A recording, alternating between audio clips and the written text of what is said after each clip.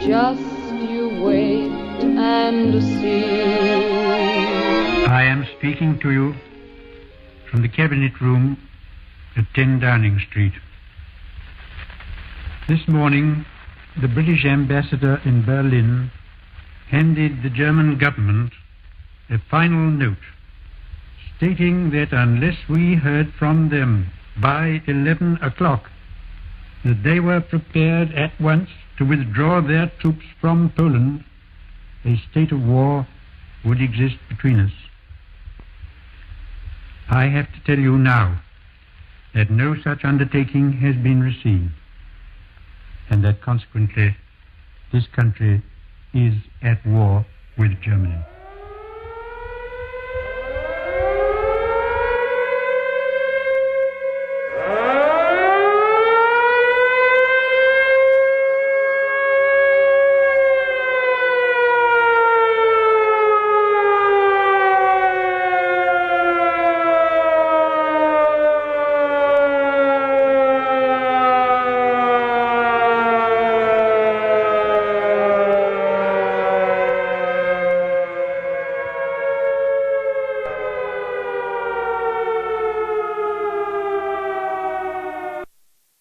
The following is an interview with a friend of mine, Tom Clack.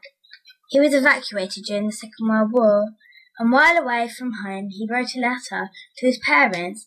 This is that letter, and it reads: Dear Mum and Dad, I hope you're getting on alright. Thank you for the chocolate you sent me. I got the shoes alright. I hope Dennis is getting on alright. Bill and Teddy are getting on alright. My glasses cost 3 and 6. Teddy's shoes are 11p. I sent the matches to Mrs. Fortner. Well, Mum, I think this is all for now. With lots of love from Tommy. Kiss, kiss, kiss. Mrs. Freeman said thank you for the matches. How old were you when you were evacuated? I think I was 9, and I was evacuated with my 2 brothers. That's me and my 3 brothers. I was about 7 then, I think. 5, 7, 5, 3. Dennis was probably 1 or a bit more, I don't know. So us 3 were evacuated. Where did you live in London? I was born down the street that backed onto Clapham Junction. So we always lived with the noise of trains and things, you know, and noise never bothered us when we went to bed, like does some people, like country people, they don't like a lot of noise, do they? And of course, during the Blitz, the Germans were trying to put out Clapham Junction. When you were evacuated, were you told what was happening? They came over, the sort of people, obviously very nice people, kind people dealing with it, but I think it was so rushed to evacuate everybody, you know. They just come and looked at your label and they said, you go over there, and, you know, so evacuees always had a gas mask and a label on their name. What happened when you were taken from your home? We got on a coach, went to a station, which I don't know where it was. No one said, you had your gas mask on. Did anyone ask you how you felt about what was going on? To have us evacuated, I wasn't involved. No one said to me, do you want to be evacuated or anything like that. What was the journey like? Because we were London kids, we looked out the windows. Blimey, cows. There's cows out there in the field, you know, because I wouldn't say we'd never seen a cow, but we weren't used to seeing them, you know. Where did you go? We finished up in a village in Northamptonshire called Walgrave. And I was billeted late in the evening. It was dark when I got there with my suitcase. My mum had put my young brother's clothes in my suitcase because I was responsible for him. How did you feel on arrival? When this woman started unpacking my case, she's picking some of my brother's stuff out, which is a lot smaller than my stuff, and she said, how can you wear this? This is ridiculous, you know. But I was so choked up, I couldn't speak to her. And in the end, I just broke down and cried. Were there other children there? It was a family, a farm worker, I think it was, and his wife, and they had 2 kids who were a bit older than me.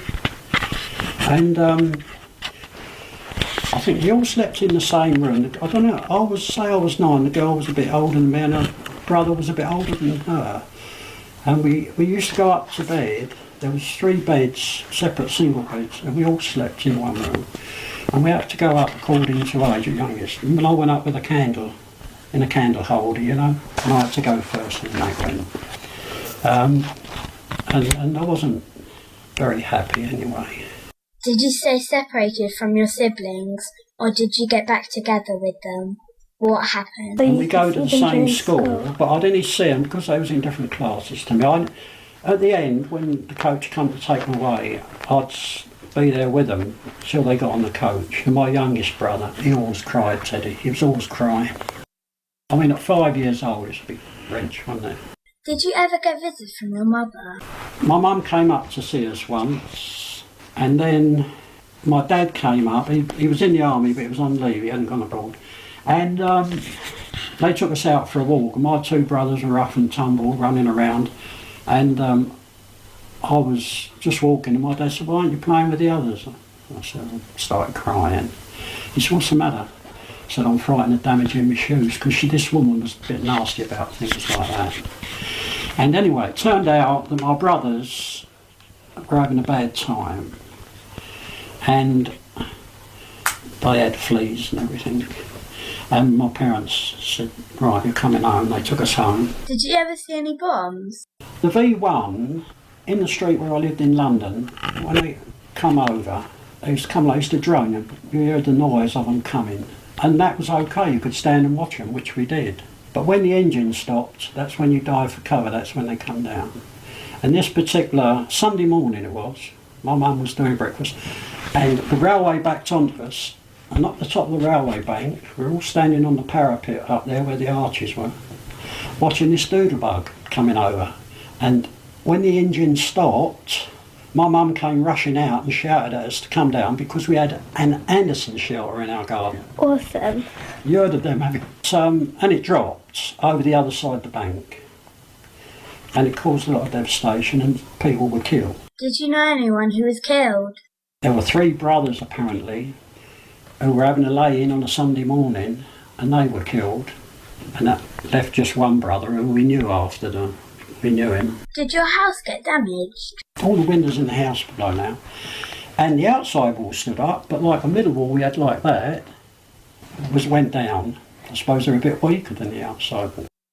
And for the rest of the war, we didn't have windows in. We had stuff they put up. It was crisscross stuck up. It let light in, but it wasn't like you couldn't look out of it like a window. So that was a doodlebug that done that. A V1. How old were you when the doodlebug came over? About 10, I suppose.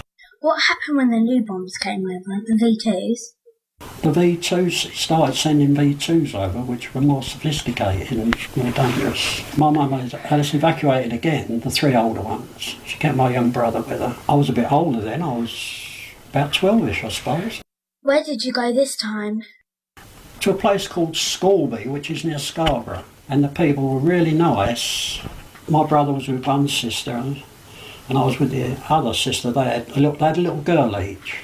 They wanted 2 girls, you know, 1 for each. And we were only 3 boys left. And one of them had to my 2 brothers, and the other one had me. And we was happy up there. So you could actually see each other then? Yeah, we lived near one another. Yeah, and their dad owned the farm, which was there. There was a farm there, and we used to help on the farm. And during the war, you got time off school to do potato picking and help the war effort, you know.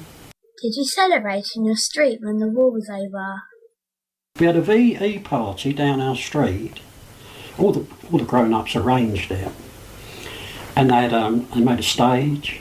They had a band. It was a long street. It was a dead-end street, you know. And they had all tables down the street, and all the kids, just like a street party. Someone had invited Queen Mary. Do you remember your dad coming home from the war? Later that year, and we got a telegram to say he was coming home. And I kept going up to Clapham Junction to see if his train was coming in, you know. And I must have gone up there 3 or 4 times, or maybe more. And then I come home again, and then I eventually went up, when my dad came out the station, he had all his uniform on and a rifle in them days. I mean, they wouldn't allow you to go around the street like it now. He still had his rifle.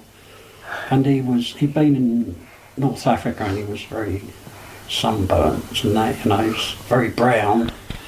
And I don't think he knew what to say to me, you know.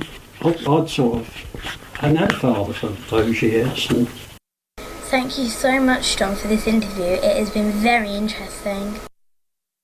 This is your victory. Victory of the cause of freedom is every day.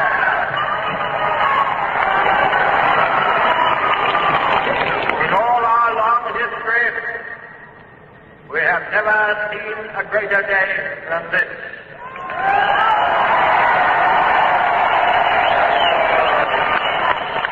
Everyone, man or woman, has done their bit. Everyone has tried, done a bit. Neither the long years, nor the dangers, nor the fierce attacks of the enemy have in any way weakened the unbending resolve of the British nation.